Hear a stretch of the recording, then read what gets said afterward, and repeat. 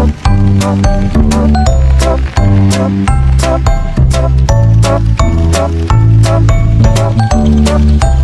rin si Zayda Hermoso Boyles. Ikaw, ang siyang pangalan? Good morning po lang. Ako si Dina Rose Hermoso. Unsay ato mag-ilagad sa imo ha? So karon sa inyo para sa senior orientation para ni sa among subject sa TTL. So, nag-eskwela ko sa Central Mindanao University. Akong gito nga course is Bachelor of Early Childhood Education. So karon para makigistorya ninyo kabahin sa usa ka importante sa issue sa paggamit sa teknolohiya sa hustong paagi para sa atong mga anak. So karon nga panahon di ba daghang kay gisaligan sa teknolohiya. And also kanang sa hustong paagi para sa atong mga anak karong panahon pero kinahanglan nga giyahan atong anak o sisakto sa paggamit sa cellphone. So una is importante ang butang og oras sa limitasyon sa paggamit sa gadget, diba? So ang tambag sa mga eksperto sa mga bata duha hangtod 5 anyos dapat dili mulapas og usa ka oras nga screen time kada adlaw. Dahil para sa mas dakong bata kinahanglan nga timbangon ang screen time sa uban pang buluhaton sama sa tulog, duha ug pagkakaton. So ang bata kinahanglan po dapat siya ipadula-dula sa gawas o ipatulog dili lang sa pag-atubang permi sa cellphone. So ikaduha is ayaw lang ihatag diretso ang cellphone o tablet. Apili sila samtang nagtan-aw o nagduwa aron makasabot ka sa ilang gibuhat ug makatudlo ka kung unsaon og maayo og dili sa paggamit sa cellphone. Sunod, pili ang educational nga angay sa ilang edad nga apps o videos, like for example paggamit sa ilang cellphone di ka nang magamit ito ka sa YouTube na magay ka ng apps na pangbata. Learning learning videos lang.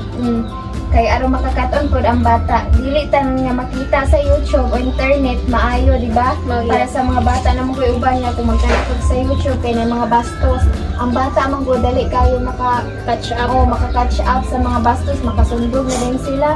So likayan na to ang mga violence o dili angay sa sulod sa gadget.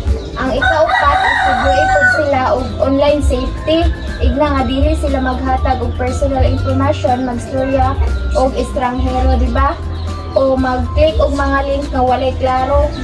Bisan bata pa, pwede nato sila tudluan nga mag-amping sa internet. Kay karon lisod na kayo mag-click og mga kanang mga link kay wata kabalo mga bastos silang click nga makita din nila.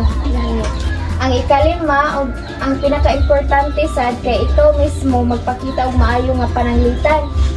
Kung sige ka gamit og cellphone, sundon pud sa imong anak, di ba? Busa ipakita kung saan pagbalansi og teknolohiya o tinuod nga kalihukan. So ang teknolohiya usa ka gamit nga makatabang sa pagpalambo sa atong mga anak kung sakto ang paggamit, busa magsidabangay ta nga mahimong presenta magmatngon og iya sa ilang digital kalibutan.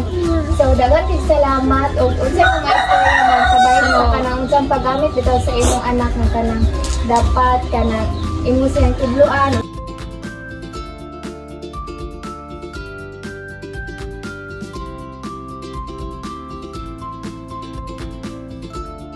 Sa cellphone. So para lang sa ako no, so good morning sa imo lang. Para sa ako, ang akong nasabtan is dapat natay time limit nga magpagamit sa gadget sa atong anak. So dapat pod kita na orienta og sa ilang ginabuhat o sa ilang gina-click sa online site. So para nako, ayan ako ihatag sa iya ang cellphone is ako siyang ibutang daan sa learning, mga learning lessons, so mga learning apps sa pagtanaw siya og ABCD or mga kuan nga para pod ma-pre-orient siya pag inimosfela siya dili siya magkuan nga ay kini di ay mo din siya. So ako ginakuan din inig oras na nga paon ako ang cellphone tagano ko siya og gatas kay para iya ihatag sa ako ang cellphone din matulog na din siya. So ano lang nako siya tapos dili pod nako i-tolerate sa iya hang dapat everyday or whole day siya gagamit og cellphone. So mo lang na God bless. Dagan kay salamat.